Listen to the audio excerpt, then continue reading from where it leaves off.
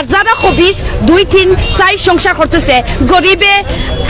লাগে যেমন তাদের পয়সা আছে 2-3 নম্বরের বউ রাখবার লাগে অত বড় খবিস আশ্চর্য ইয়া বাংলাদেশও বহুত বাফাইনতে এখন 2-3 সংসার করা অত বড় খবিস অত বড় আস্তাগফিরুল্লাহ এটা দরাই না খানে এটা বাচ্চা বলি মার্কেট আছে শপিং করা না এগো শেষ হইলাই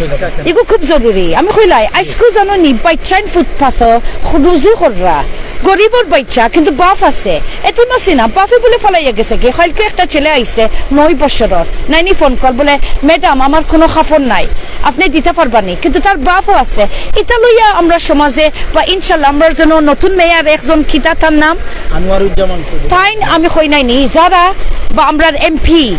এমন একটা আইন আইতো যারা বাচ্চান্তরে ফলাই যাইন কি 2-3 নম্বর সংসার হতো এগুন্তরে শাস্তি জেল হারাইয়া আর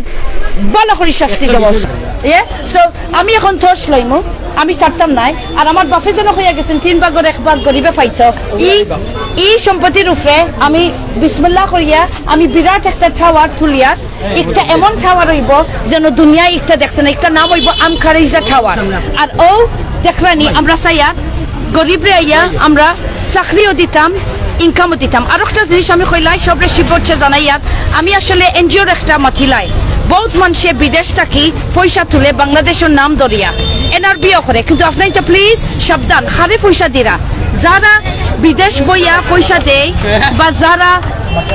বুঝরানি আপনার তারা ইয়া হয় বলে আপনার তার খাস্তা কিসান তুলতো আপনার তো সাবধান হইয়া পয়সা দিবা সব সময় জিজ্ঞা করবা আপনি খেয়ে আপনার লাইসেন্স আছে নি ই দেখিয়ার এনআরবি বা বিদেশে কোনো সময় পয়সা বাতা তুলে কিন্তু নিজের প্রাইভেট ব্যাংক অ্যাকাউন্টে সাবধান হারে পয়সা দিরা সব সময় লাইসেন্স থাকতো ক্লিয়ার করি বুঝতাম চাইলাম যে বিদেশে অনেকে কিন্তু দেশ পাঠাইতাম সহযোগিতা করতাম টাকা তুলইন এই ব্যাপারে কিটা মেসেজ দিবা সো দেখবা ওজন আমরা শুনছি আমি কইয়া না নাম কিন্তু বহু এনআরবির আমারে কমপ্লেইন দিছেন বলে বন্যার সময় গত বছর নাই প্রচুর মানুষ হইছেন আমরা সাহায্য করবো আমরা রে টাকা দাও আমরা গরিবের উপরে পয়সা ফেলাইমু কিন্তু হেসে গিয়া দেখা যায় গরিবে পাইছে না বা 100 টাকা তোলাওর মনে করোকা কিন্তু খালি 1 টাকা যার বাংলাদেশি মানুষের সো ও ক্ষেত্রে আমি লইয়া একটু মাতিলাই কারণ রানা প্লাজা ইতানি আমি মামলা ফলাইছি সিলেটের মাঝে রানা প্লাজা মনে আছে নি ওজন বিল্ডিং ফরি গেছে গার্মেন্টসর সো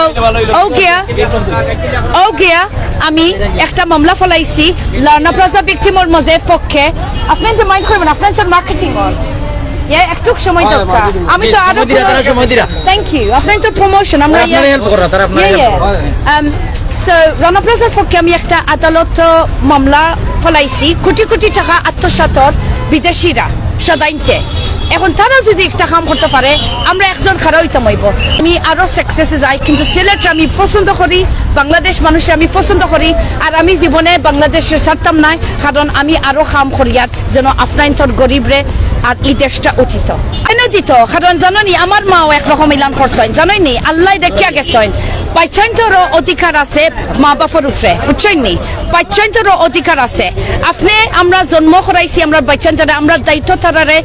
মায়া করতাম তারারে সাহায্য করতাম পড়ালেখা করাইতাম তারারে সব সময় দরিয়ে রাখতাম যারা মা বাপ একটা করে এটা গরুও নয় এটা হইল খুব খবিস মানুষ আর আমি চাই সরকারে তারারে শাস্তি দিত শাস্তি দেওয়া প্রয়োজন কারণ আইসকু ফুটপাথ বাচ্চাইন হুতিরা বাচ্চাইনতে কাজ করা কিন্তু দেখায় মা বাপে বলে ফলাইয়া যাই রাখি কিতা 2-3 নম্বর সংসারের লাগে অত বড় খবিস আস্তাগফিরুল্লাহ